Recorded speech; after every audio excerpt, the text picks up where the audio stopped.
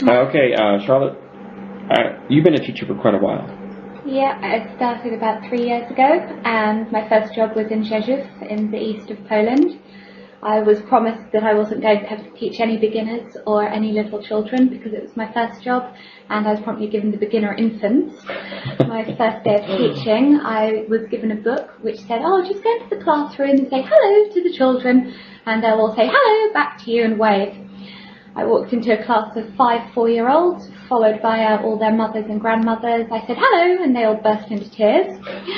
I spent half the lesson trying to get them to say hello to each other and stop them crying while all the grandmothers stood round and stared at me. I finally finished off by singing the whatever Happy Princess song, all on my own, with crying infants to accompany me.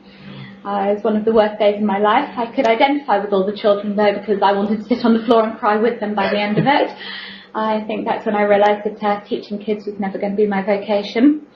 I had some other classes as well, but quite soon after that I moved on to adults who cry slightly less. My first teaching experience, not the best. Okay.